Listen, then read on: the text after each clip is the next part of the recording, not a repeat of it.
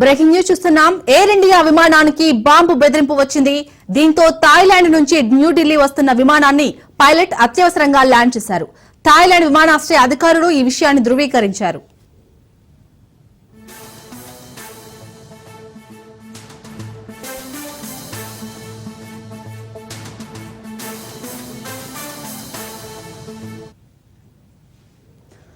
Phuket విమానాశ్రయం నుంచి న్యూఢిల్లీకి A1379 విమానం బయలుదేరింది.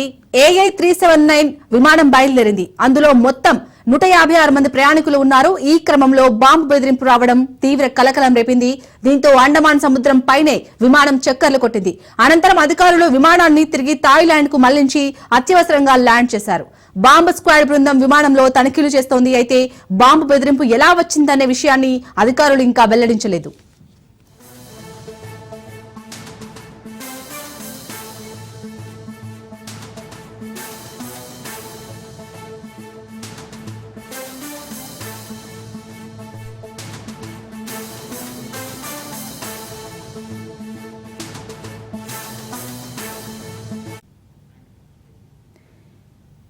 ఇక ఎయిర్ ఇండియా విమానంలో బాంబు బెదిరింపు కలకలానికి సంబంధించి పూర్తి అప్డేట్స్ మా ప్రతినిధి మహేందర్ అందిస్తారు. మహేందర్, చెప్పండి. ఎయిర్ ఇండియా విమానంలో అయితే బాంబు ఉందని అయితే కాల్ ఇచ్చినట్టుగా తెలుస్తుంది. ప్రస్తుతం అక్కడ బాంబు స్క్వాడ్ తనిఖీలు చేస్తుందా? అప్డేట్స్ ఏంటి? నిన్న ఎయిర్ ఇండియాకి సంబంధించినటువంటి ఒక విమానం అహ్మదాబాద్ లో కుప్పకూలిపోవడంతో దాదాపు 260 మంది చనిపోవడం, మరి భారతీయులంతా కూడా ఈ విషయాన్ని దాదాపు అందరూ కూడా ఒక బాధాకరమైన విషయం ఇదంతా కూడా. సో ఈ విషయం ఇంకా మరోసారి ఎయిర్ ఇండియా విమానానికి బాంబు బెదిరింపు కాల్ అయితే వచ్చింది.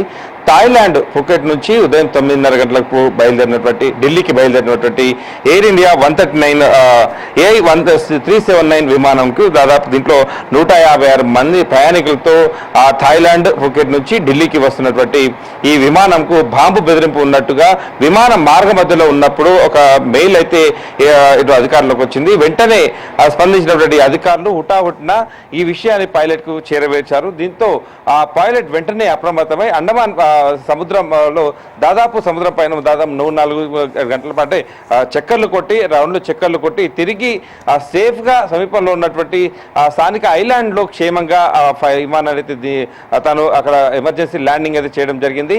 మరి ఈ బాంబు బెదిరింపుతో ఒక్కసారిగా నిన్ననే ఒక ఎయిర్ ఇండియా విమానానికి అంత పెద్ద ప్రమాదం జరిగింది. దాదాపు 260 మంది చనిపోయారు.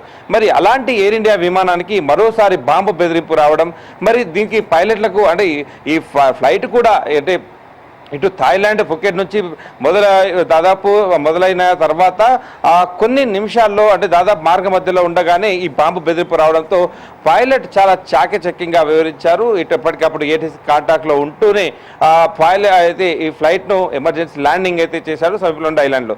మరి ఆ ప్రయాణికుల బాధలు అంటే ఆందోళన మనం ఒకసారి గుర్తు చేసుకోవచ్చు. మరి ఈ విషయం పైలట్ ఆ ప్రయాణికులకు చేరవేశాడా చెప్పలేదా విషయాలు ఇంకా తెలియరావాల్సింది.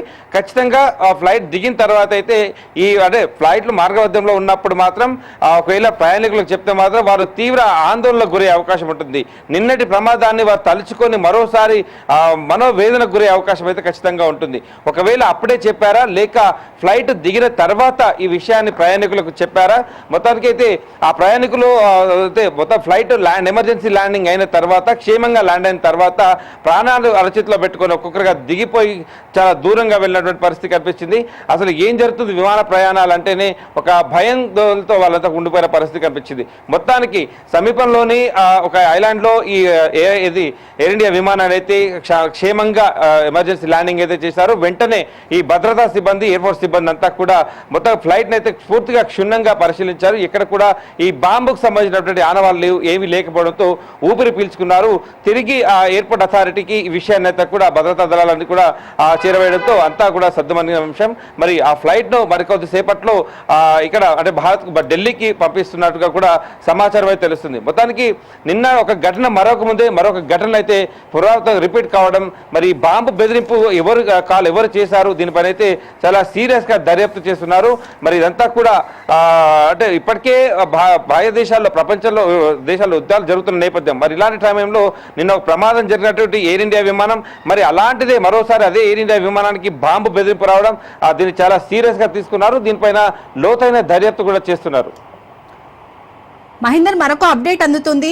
అహ్మదాబాద్ విమాన ప్రమాద ఘటనలో వందల మంది మృత్యువాత పడ్డారు. అయితే విమాన ప్రమాదం నుంచి త్రుటిలో ఓ యువతి తప్పించుకుంది. భూమికా చౌహాన్ కు 10 నిమిషాలు ఆలస్యం కావడంతో సిబ్బంది అనుమతించలేదు. దీంతో ఫ్లైట్ మిస్ అయింది. ఇక ఎయిర్పోర్ట్ నుంచి భూమిక వెనుదిరిగిన కాసేపటికే ఘటన సమాచారం అందింది. అయితే అమ్మవారి దయతోనే ప్రాణాలతో బయటపడ్డానని భూమికా చౌహాన్ చెబుతున్నారు. రైట్ మహేందర్, దీనిపై అప్డేట్స్ ఏంటి? ఆలస్యం అమృతం విషం అని చాలా వరకు అంటారు, కానీ ఇక్కడ ఆలస్యం ఆ అమృతం అలాగే అమ్మాయికి ఒక నిండు జీవితం అనేది ప్రసాదించింది. సాధారణంగా ట్రాఫిక్ లో ఉంటే మనం చాలా ఇబ్బందులకు గురవుతాం, చాలా వరకు కూడా ట్రాఫిక్ లో తిట్టుకుంటున్న పరిస్థితి కనిపిస్తుంది. కానీ ఇక్కడ భూమికా చౌహాన్ ఒక అదృష్టవంతురాలు అనుకోవచ్చు. తాను నిన్న ప్రయాణించాల్సినటువంటి విమానం తాను 10 నిమిషాలు ఆలస్యం కావడంతో టేకాఫ్ కు అయిపోయింది. మరి ఆ విమానం క్షణాల్లోనే అక్కడ అహ్మదాబాద్ లో కుప్పకూలిపోవడంతో తాను బ్రతికిపోవడం పట్ల తను ఈరోజు తనకు జరిగినటువంటి అనుభవాన్ని తను సోషల్ మీడియాలో వెల్లడించిన జరిగింది. మరి ఆ సోషల్ మీడియాలో తను వెల్లడించిన దానికి ప్రతిస్పందనగా నెటిజన్లంతా కూడా తనకు శుభాకాంక్షలు చెప్తున్నారు. ఆలస్యం కావడం, ట్రాఫిక్ ను తిట్టుకోవడం సాధారణంగా చూస్తున్నా, కానీ ఇక్కడ ఆలస్యం మీ నిండు జీవితాన్ని కాపాడింది అన్నట్టుగా కూడా చెప్పింది. మృత్యుంజయుడు నిన్న ఫ్లైట్ అంత యాక్సిడెంట్ అయినా కూడా తను ఒకరు బయటపడడం చూసాం. మరి మరొక మృత్యుంజయాలు అనుకోవచ్చు. తను ఫ్లైట్ ఆలస్యం కావడంతో తానైతే బ్రతికి బయటపడింది. భూమికా చౌహాన్ తనకున్న అనుభవాలన్నీ కూడా షేర్ చేస్తుంది.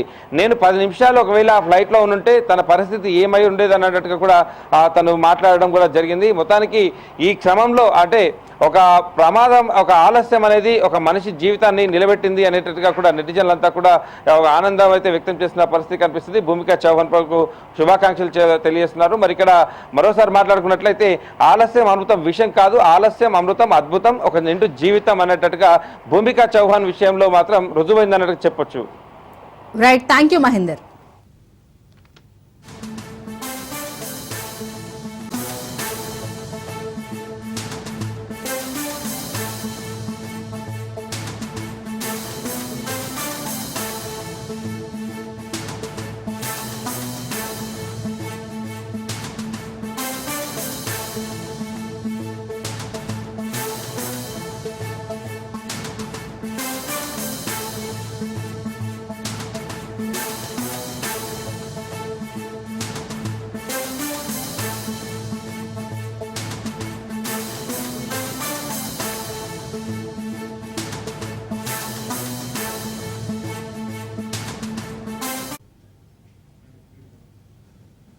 అహ్మదాబాద్ సివిల్ ఆసుపత్రిలో 265 మృతదేహాలకు పోస్ట్ మార్టం పూర్తయ్యాయి. కాగా ఇప్పటి వరకు 6 మృతదేహాలను అప్పగించారు. కాగా విమానంలో ఉన్న 242 మందిలో 241 మంది మృతి చెందారు. ప్రాణాలతో ఒకే ఒకడు రమేష్ విశ్వాస్ అనే వ్యక్తి బయటపడ్డాడు. మృతుల్లో 229 మంది ప్రయాణికులు, 12 మంది సిబ్బంది ఉన్నారు. మృతుల్లో 2 శిశువులు సహా 13 మంది చిన్నారులు ఉన్నట్లు ఎయిర్ ఇండియా వెల్లడించింది. మృతి చెందిన వారిలో గుజరాత్ మాజీ సీఎం విజయ్ రూపానీ కూడా ఉన్నారు. ఇక విమానం మెడికల్ కాలేజీపై క్రాష్ కావడంతో 24 మంది చనిపోయారు. మృతులంతా మెడికల్ కాలేజీ వైద్యులు, సిబ్బందిగా తేల్చారు.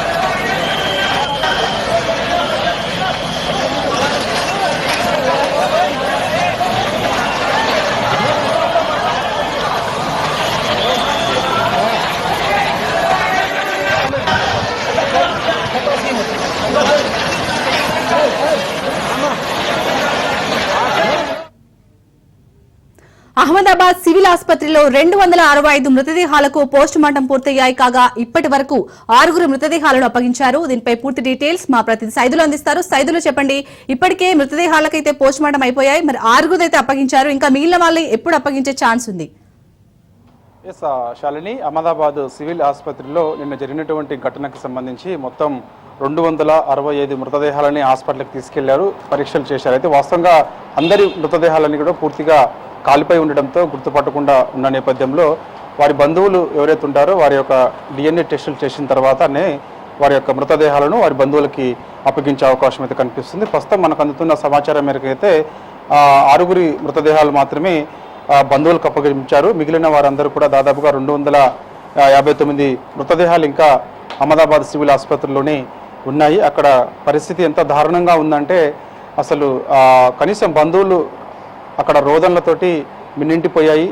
తమ యొక్క చనిపోయిన వారు ఎవరు ఉంటారో వారిని కడసారి చూసేందుకు కూడా వారి మొహం కూడా చూడలేనటువంటి పరిస్థితి ఉన్నదంటే అర్థం చేసుకోవచ్చు. కాబట్టి ఇక వారి యొక్క బ్లడ్ టెస్ట్ శాంపిల్స్ అన్ని కూడా డాక్టర్లు సేకరించారు. నిన్నటి నుంచి కూడా అదే పనిలో ఉన్నారు డాక్టర్స్. సో నిన్న అర్ధరాత్రి కూడా దాదాపుగా 2-3 గంటల వరకు కూడా ఈ యొక్క ఎవరైతే పేరెంట్స్ వారి యొక్క చనిపోయి ఉన్నారో వారి బంధువులు వచ్చినప్పుడు వారి యొక్క రక్త సంబంధికులు ఉన్నటువంటి DNA టెస్ట్ చేసిన తర్వాత అవి పోల్చిన తర్వాతనే వారి వాళ్ళ మృతదేహం వాడిదా కాదని కన్ఫర్మేషన్ చేసుకున్న తర్వాతనే వారికి ఇచ్చే అవకాశం ఉంది. కాబట్టి సో ప్రస్తుతం అయితే 6 మృతదేహాలు మాత్రమే వారి బంధువులకు ఇచ్చారు. మిగిలిన వారందరినీ కూడా ఇంకా DNA టెస్టులు కంటిన్యూ చేస్తూ ఉన్నారు.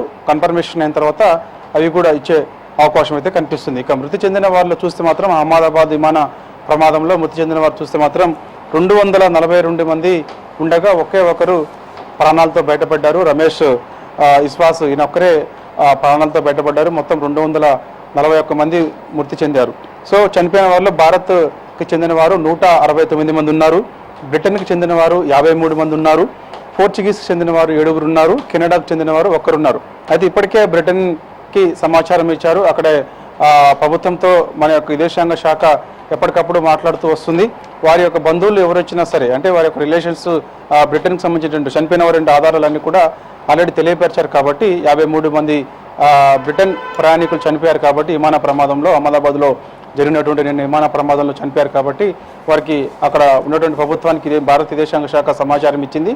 సో వారు బ్రిటన్ నుంచి మనకి అహ్మదాబాద్ వచ్చిన తర్వాత వారి యొక్క DNA టెస్ట్ చేసిన తర్వాత మృతదేహం ఎవరిదనేది కన్ఫర్మేషన్ చేసుకున్న తర్వాతనే వారికి మృతదేహాలు అప్పగించే అవకాశం ఉంది. ఇది కొంత లేట్ కూడా అయ్యే అవకాశం ఉంది. కనీసం ఇంకొక 5-6 రోజులు కూడా సమయం పట్టే అవకాశం ఉంది. ప్రస్తుతం అయితే భారత్కు చెందినటువంటి వారు మొత్తం 169 మంది చనిపోయారు. కాబట్టి ఈ మృతదేహాలను త్వరగా ఇచ్చేందుకు కూడా అప్పటికప్పుడు అహ్మదాబాద్ సివిల్ ఆసుపత్రులతోటి ఇప్పుడు విమానయాన శాఖ మంత్రిగా ఉన్నటువంటి కింజారపు రామ్మోహన్ నాయుడు ఎప్పటికప్పుడు మాట్లాడుతున్నారు. కాబట్టి సో అది ఫాలోఅప్ చేస్తున్నారు. కాబట్టి త్వరగా ఇచ్చేందుకు కొంత అక్కడ ఈ యొక్క పరీక్షలు పూర్తి చేయాలని చెప్పేసి కూడా చెప్తున్నారు. డాక్టర్లు కూడా అదే పనిలో నిమగ్నమై ఉన్నారు. సో భారత్కు చెందినటువంటి వారు 169 మంది చనిపోయారు. కాబట్టి వారి మృతదేహాలని DNA టెస్ట్ చేసిన తర్వాత పోల్చిన తర్వాత అప్పగించే అవకాశం ఉంది. అది త్వరగా పూర్తవుతుంది. ఇక బ్రిటన్కి చెందినటువంటి వారు ఎవరుతున్నారు 53 మంది. అది కొంచెం సమయం పట్టే అవకాశం ఉంది. ఎందుకంటే బ్రిటన్ నుంచి మనకి అహ్మదాబాద్ రావాల్సి ఉంటుంది. వారి యొక్క బ్లడ్ శాంపిల్స్ తీసుకోవాల్సి ఉంటుంది. వారి మృతదేహం వారి కార్దా కన్ఫర్మ్ చేసుకున్న తర్వాత ఇవ్వాల్సి ఉంటుంది. సో అది కొంచెం లేట్ పట్టే అవకాశం ఉంది. ఇక పోర్చుగీస్ నుంచి పోర్చుగీస్ చెందిన వారు 7 చనిపోయారు. కాబట్టి సో అది కూడా అంతే లేట్ పట్టే అవకాశం ఉంది. సో కెనడా నుంచి ఒకరు కాబట్టి అది కూడా కొంత సమయం పడుతుంది. సో ఏదేమైనా సరే ఇక ఇది నిన్న జరిగినటువంటి ప్రమాదం ఏదైతే ఉందో అహ్మదాబాద్ నుంచి మనకి విమాన ప్రమాదానికి నేరుగా వెళ్ళి మెడికల్ హాస్టల్ అంటే కూడా ఆ సమయంలో లంచ్ చేస్తున్నటువంటి సమయంలో ఇది ఒక్కసారిగా ఆ భవనం పైన కుప్పకూలిపోయింది. కాబట్టి సో ఆ సమయంలో లంచ్ చేయడానికి వచ్చినటువంటి విద్యార్థులు ఎవరైతే ఉన్నారో వారందరూ కూడా 24 మంది మృతి చెందారు. కాబట్టి సో వారి మృతదేహాలను కూడా గుర్తించే పనిలో అహ్మదాబాద్ సివిల్ ఆసుపత్రి డాక్టర్స్ కూడా ఉన్నారు. ఎందుకంటే కొందరిని మాత్రమే గుర్తించే అవకాశం ఉంది. ఎందుకంటే ఆ ప్రమాద తీవ్రత ఎక్కువగా ఉండడంతో హాస్టల్లో ఉన్నటువంటి ఆ లంచ్ చేస్తున్న సమయంలో డాక్టర్స్ కూడా మృతి చెందారు. కాబట్టి సో వారికి కొంత గుర్తుపట్టలేనంత విధంగా వారి యొక్క మృతదేహాలు ఉన్న నేపథ్యంలో వారి యొక్క పేరెంట్స్ని కూడా పిలిపించి DNA టెస్ట్ చేసిన తర్వాత వారి మృతదేహాలు కూడా ఇచ్చే అవకాశం అయితే కనిపిస్తుంది. సో ఏ విధమైన ఇది ఒక విషాద ఘటనకు సంబంధించి ఇప్పటికే కేంద్ర ప్రభుత్వం కూడా అన్ని కోణాల్లో దర్యాప్తు చేస్తుంది. హై లెవెల్ మీటింగ్ కూడా ఏర్పాటు చేస్తున్నారు. ఖచ్చితంగా ఎందుకు ఇది జరిగింది, దీని వెనకాల ఏమన్నా కుట్రకోణం ఉందా ఏంటనేది కూడా మనకి తెలిసే అవకాశం అయితే కనిపిస్తుంది. ప్రస్తుతం అయితే మనకి ఎందుకంటే అతి ప్రమాదం ఏంటంటే అప్పుడే మనకి అహ్మదాబాద్ నుంచి లండన్ వెళ్తున్నప్పుడు అతి తక్కువ సమయంలోనే వెంటనే కుప్పకూలిపోయింది కాబట్టి పెద్ద ఎత్తున అక్కడ అందులో దాదాపుగా 64,000 లీటర్ల ఫ్యూయల్ ఉంది కాబట్టి ఒక్కసారిగా అది ఆ భవనానికి ఢీకొనడంతో బ్లాస్ట్ అయిపోయి ప్రమాద తీవ్రత ఎక్కువగా ఉంది కదా. కాబట్టి అందులో ఉన్నటువంటి వారందరూ కూడా 242 మందికి 241 మంది చనిపోయారంటే అర్థం చేసుకోవచ్చు ప్రమాద తీవ్రత ఎంత ఉందో. ఒక్కరు ఆ ప్రాణాలతో బయటపడ్డారు. సో ఇక అందులో చిన్నారులు కూడా చాలా మంది ఉన్నారు. అందరినీ కూడా కంటతడి పెట్టించే విషయం ఇది. దాదాపుగా 13 మంది చిన్నారులు ఉన్నారు. ఎందుకంటే ఒక కుటుంబానికి చెందినటువంటి 5గురు కూడా అంటే డాక్టర్స్ వాళ్ళందరూ కూడా సో వారు లండన్లో స్థిరపడిపోయారు. వారి కుటుంబం 2 పిల్లలు వైఫ్ అండ్ హస్బెండ్స్ వాళ్ళు కూడా ఈ యొక్క ప్రమాదంలో చనిపోయారు. చాలా బాధాకరమైనటువంటి ఘటన అయినప్పుడు కూడా యావత్ దేశం ప్రపంచం కూడా ఈ యొక్క ఘటనను చూసి చలించిపోయింది. కాబట్టి సో ఖచ్చితంగా ఇలాంటి ఘటనలు మరోసారి పునరావృతం కాకుండా ఒక హై లెవెల్ మీటింగ్ ఒకటి ఏర్పాటు చేస్తున్నారు. దాంతోపాటుగా విచారణ కమిటీ కూడా ఒకటి ఏర్పాటు చేస్తున్నారు. ఆ విచారణ కమిటీ దర్యాప్తు అయితే చేస్తుంది. ప్రస్తుతం అయితే మనకి భారత్ చెందినటువంటి మృతదేహాలు దాదాపుగా మనకైతే 169 కాబట్టి సో వారికి సంబంధించినటువంటి బంధువుల డిఎన్ఏతో టెస్ట్ చేసిన తర్వాత కన్ఫర్మేషన్ అయిన తర్వాతనే వారికి ఇచ్చే అవకాశం అవుతుంది. అది కూడా ఇంకొక 2-3 రోజుల టైం కూడా పట్టే అవకాశం అయితే కనిపిస్తుంది. Right, thank you Saidulu.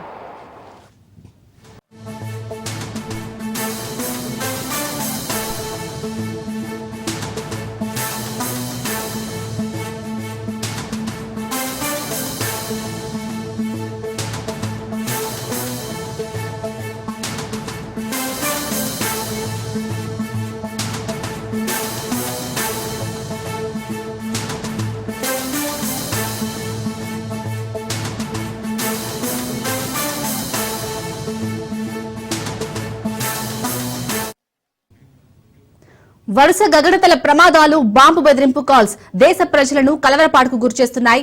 Ahmedabad air India విమాన ప్రమాదం వందల కుటుంబాల్లో తీరని శోకాన్ని మిగిల్చింది. ఇక ఇప్పుడు థాయిలాండ్ లో ఓ ఎయిర్ ఇండియా విమానానికి బాంబు బెదిరింపు కాల్ రావడంతో అప్రమత్తమైన ఫ్లైట్ సిబ్బంది ఎమర్జెన్సీ ల్యాండింగ్ చేశారు.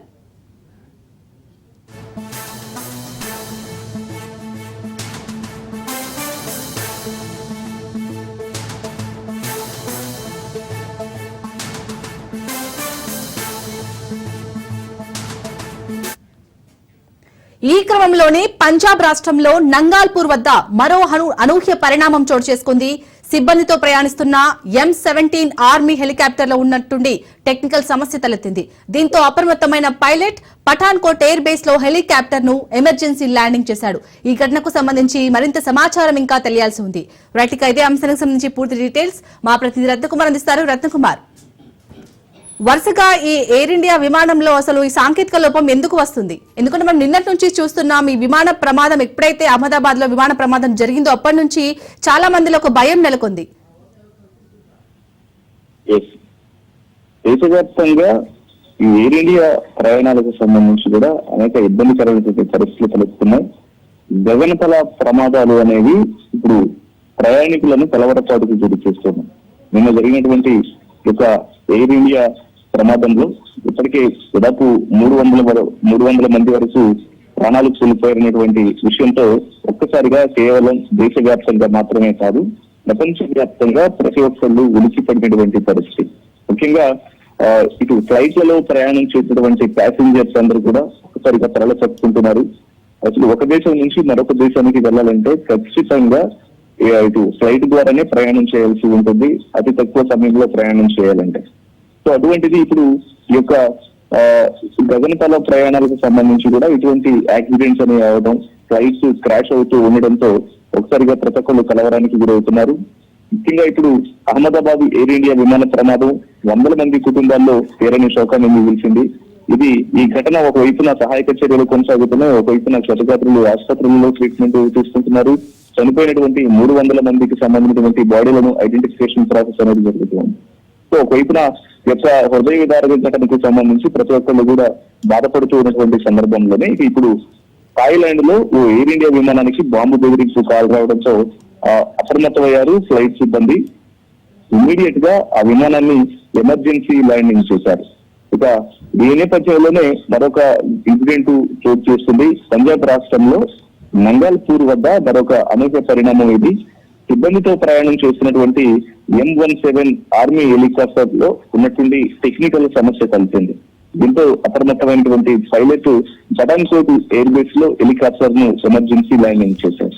సో ఈ ఘటన యొక్క సాంకేతిక లోపానికి సంబంధించిన పూర్తి డీటెయిల్స్ అనేవి తెలియాల్సి ఉంది. ఇలా వరుసగా గగనతలంలో అంటే ఎయిర్ బేస్ కు సంబంధించి ఇటు ఎప్పుడైతే ఇటు ఆకాశంలో ప్రయాణాలు అనేవి ఇబ్బందికరంగా మారినటువంటి పరిస్థితి కనిపిస్తుంది. వాస్తవానికి ఫ్లైట్లలో జర్నీ అంటే ఇది టోటల్ గా టెక్నికల్ ఇష్యూస్ అలాగే సిగ్నల్స్ వ్యవస్థతో కూడుకున్నటువంటి పనులు. ఎప్పుడు ఫ్లైట్లలో సమస్య సంభవించినప్పటికీ కూడా అది పూర్తిగా టెక్నికల్ ఇష్యూస్ అని చెప్పడం, లేదంటే సాంకేతిక పరమైనటువంటి లోపాలలో భాగంగానే యొక్క ప్రమాదాలు జరుగుతూ ఉన్నాయంటూ కూడా అధికారులు తెలియజేసినప్పటికీ ఈ సమస్యలను పునరావృతం కాకుండా ఇవి ప్రయాణాలు ఇబ్బందికరంగా మారకుండా చూసుకోవాల్సినటువంటి జాగ్రత్తలు అనేవి తీసుకుంటున్నామని అధికారులు చెబుతున్నప్పటికీ వర్ష ప్రమాదాలు మాత్రం ఖచ్చితంగా లోపాలను ఎత్తి చూపుతూనే ఉన్నాయి. ఇక ఇప్పుడు ఎయిర్ ఇండియాకు సంబంధించి ఇప్పటికే అనేక మంది కుటుంబాలు నిన్న జరిగినటువంటి యొక్క ఘటనలో అహ్మదాబాద్ లో చోటు చేసుకున్నటువంటి యొక్క ఫ్లైట్ క్రాష్ ఇన్సిడెంట్ లో నాకు ఫ్లైట్ లో ప్రయాణం చేసినటువంటి 241 మంది చనిపోయారు. అదృష్టవశాత్తు ఒక వ్యక్తి మృత్యుంజయుడిగా నిలిచాడు. రమేష్ అనేటువంటి వ్యక్తి తన ప్రాణాలను కాపాడుకున్నాడు. ఫ్లైట్ లో నుంచి కిందకి దూకి తానే ఆశ్చర్యంగా ఫీల్ అవ్వాల్సి వచ్చింది. ఇక మరోవైపు మెడికల్ అందరూ ఎప్పుడైతే విమానం అనేది కింద పడిన తర్వాత క్రాష్ అయిన తర్వాత బిల్డింగ్ మీద పడటంతో బీజే హాస్పిటల్ కు సంబంధించినటువంటి మెడికల్ విద్యార్థులందరూ కూడా గాయపడ్డారు. అందులో ఇప్పుడు 40 మంది పైగా ప్రాణాలు కోల్పోయినటువంటి ఇన్సిడెంట్ జరుగుతుంది. ప్రస్తుతం ఇవాళ ఉదయమే అక్కడికి చేరుకున్నటువంటి ప్రధాని మోదీ పరిస్థితి మొత్తాన్ని కూడా సమీక్షిస్తూ ఉన్నారు. ఏది అయినప్పటికీ వరుస గగనతల ప్రయాణాలని మాత్రం ఖచ్చితంగా ప్రయాణికులను కలవరానికి గురి చేసినటువంటి పరిస్థితి ఉంది. Right, thank you Ratnakumar.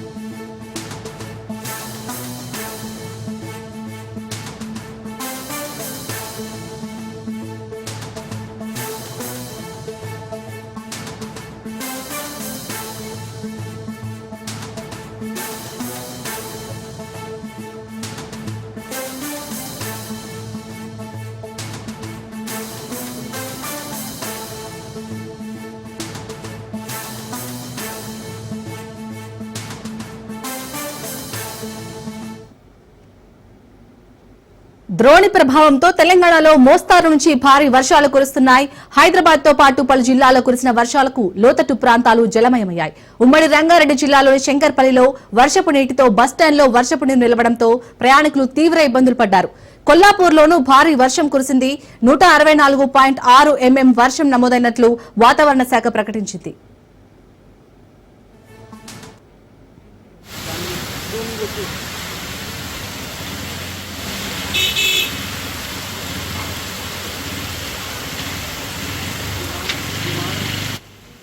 రాష్ట్రంలో 6 రోజుల పాటు పలు జిల్లాల్లో ఉరుములు మెరుపులతో కూడిన భారీ వర్షాలు కురిసే అవకాశం ఉందని ఐఎండీ తెలిపింది.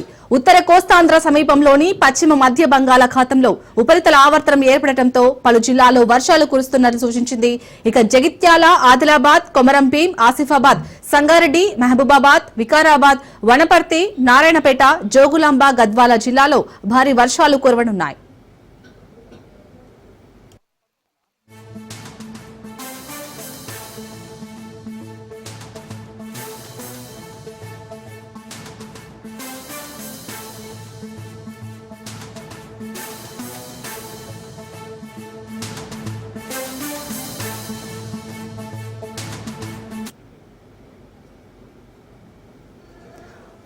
ఇప్పటికే ఐఎండీ అయితే 6 రోజుల పాటు పలు జిల్లాలో అయితే ఉరుములు మెరుపులతో కూడిన భారీ వర్షాలు కురిసే అవకాశం ఉందని అయితే చెప్తుంది. దీనిపై పూర్తి డీటెయిల్స్ మా ప్రతినిధి సైదులు అందిస్తారు. సైదులు, గత వచ్చే 6 రోజుల పాటు వర్షాలు కురుస్తాయని ఇప్పటికే ఐఎండీ ప్రకటించింది. మరి ఈ నేపథ్యంలో అక్కడ లోతట్టు ప్రాంతాల ప్రజలకు ఎలాంటి సౌకర్యాలు కల్పించనుంది ప్రభుత్వం?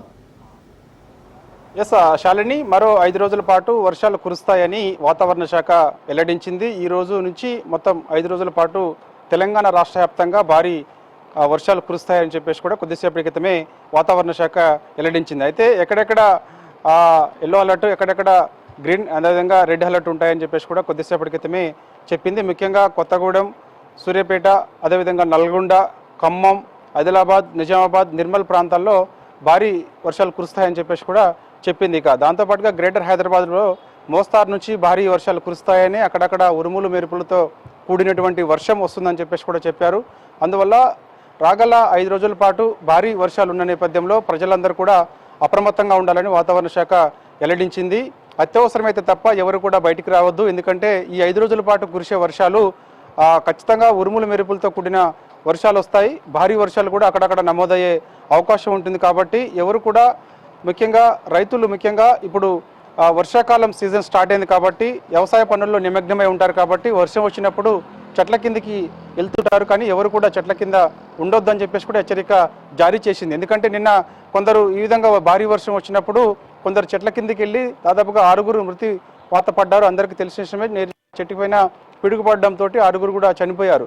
సో ఇలాంటి ఘటనలు మరోసారి పునరావృతం కాకుండా ఉండేందుకు వాతావరణ శాఖ ఎప్పటికప్పుడు అలర్ట్ జారీ చేస్తుంది. దానిలో భాగంగా భారీ వర్షాలు వస్తున్న నేపథ్యంలో ఈ భారీ వర్షాలతో పాటు అక్కడక్కడ ఉరుముల మెరుపులతో కూడిన వర్షం, పిడుగులు కూడా పడికే అవకాశం ఉన్న నేపథ్యంలో ఎవరు కూడా రైతులు చెట్ల కింద ఉండొద్దని చెప్పేసి కూడా హెచ్చరిక జారీ చేసింది.